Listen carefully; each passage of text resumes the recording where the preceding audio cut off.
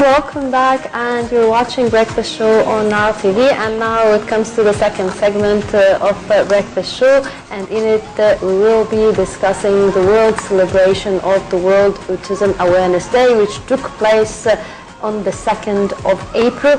Actually, that day was designed in 2007 by the United Nations to be a day for raising the awareness about autism, and one of the important NGOs associated with dealing with autism in Egypt is Advance. It was founded in 1997 by a group of dedicated parents and supporters who wanted to give a chance for their children with special needs and to support them. And today we are joined in the studio by Mrs. Maha Helalil, and she is the founder of that association. Welcome with us. Hello. Mrs. Maha, first define for us what is autism. Autism is a neurological disability which affects two main aspects of development. It affects the communication, and it affects the social communication with the environment. Secondly, it affects behavior, so there will be rituals in the behavior. These are the two main points since 2013 under which we define autism. Also, there was, or there is the sensory side. There is also always a sensory problem with most of persons who are affected by autism. Well, what's the symptoms of it? How can we tell that our child is autistic? There are no physiological symptoms, so there isn't any medical test that will show us that the child has autism. We only see that from the symptoms, as you say, and the symptoms are that there is a problem in communication. The first thing that we do when we socially communicate is that we use our eye contact, and this is one of the main problems that we find with persons with autism, is that they don't feel comfortable about using eye contact. Even if they do use it, they don't use it all the time, or as we non-affected persons would do.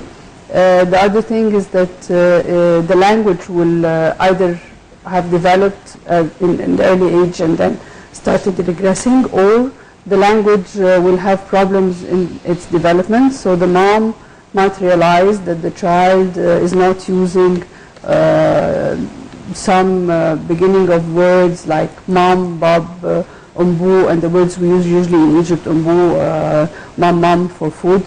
If the child is not using this by the age of 1, then the mom should start being worried about it. At the age of 1.5 years, the word should be more clear, like mama, baba, eat bread, and even if it's not very clear, but at least it is used functionally, so the child will use it when they want something that they want to eat. Or the other thing would be the joint attention. The joint attention is if I point something to you, then you look where I'm pointing, or if you want to get my attention to something, you will point to it. So if the child is not trying to attract the mom's attention to something, or is not following the mom trying to get his attention to something, then again there is a problem. Some mothers have reported that as early as of the age of 6 months, they could detect that the baby is not maintaining eye contact when being breastfed. It feels like breastfeeding a doll. There isn't this intimacy between the mom and the baby, no cooing, no smiles. So the mom would start feeling that there is something wrong, especially if she just had a baby before that baby, then she could tell that there is a problem. So autism starts from the early age, or it can affect a normal person? It has to have affected the child before the age of 3.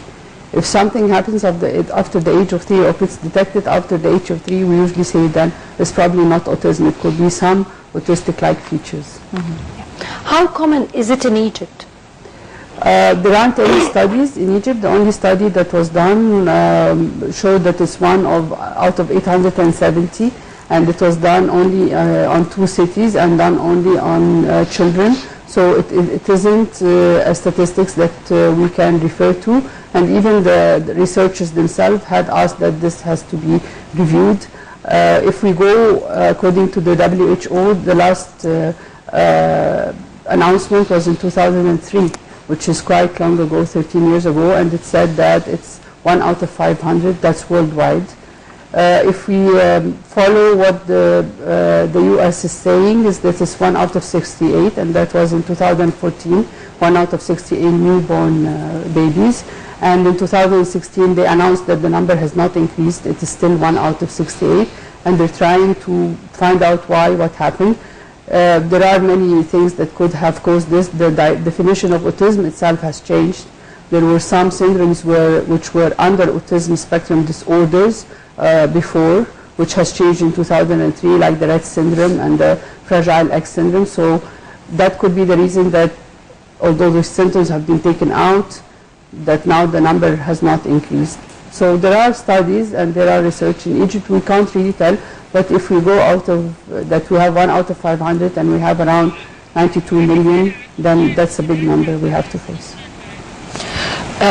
Okay, there was a video on YouTube showing the child who's suffering from autism when his mother took him to the shopping mall, and how he is living in an experience as if he's in his own shell. So how a mother should deal with her autistic child?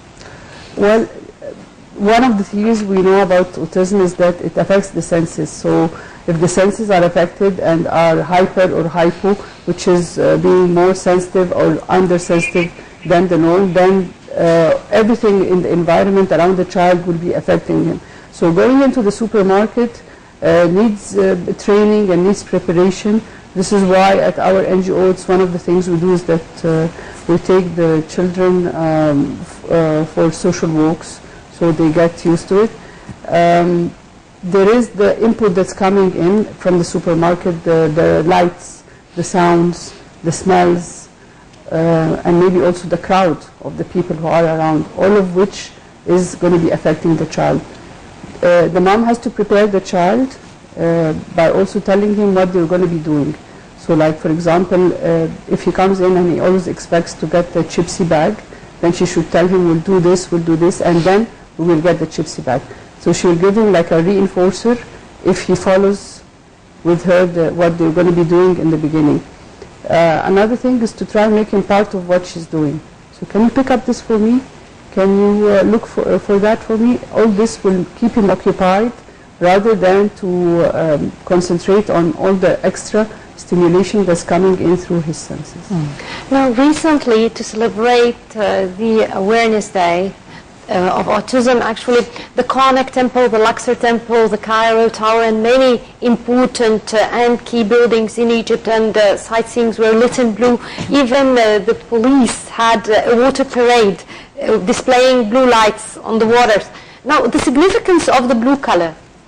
The blue color defines that usually in the West, when a new baby is born, the boys wear blue and the girls wear pink. So because this autism spectrum disorder affects more boys than girls, so for every 5 boys who are affected, there will be 1 girl. Blue is the color of autism. Also in English, when you see someone has a blue mood, which means that you have a mood that is not really clear. So this is why blue is the color of autism. Our NGO, we were in Luxor on the 2nd of April, and we lit the Karnak temple and also the Luxor temple, and we walked down from the Karnak to the Luxor temple, and we had an event there, a ceremony where also the governor was present, and Mr. Muhammad Badr and Dr. Ashraf Marai, the Secretary General of the National Council for Disability Affairs. So we had a big celebration, and there were many NGOs and persons with autism and their families who also attended, and we gave them some recognitions for being there and for their efforts.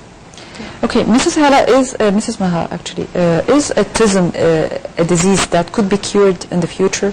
We usually say autism is not a disease, because a disease is something that you can find and detect the cause medically and then give a prescription for it. So autism is a disorder. It is not a disease. It can, you can work on it and have an impact on the child's development if you start early on. This is why we always call for an early detection and early intervention. This is when you can really close the gap between them and their non-disabled peers. So that's before the age of 3. But it could be cured. Not cured. This is the way the brain functions, because it's in the neurotransmitters. But you train them so that they can function in the world that they are in. I'd like to ask about the term on the spectrum. What does it mean to say on the spectrum?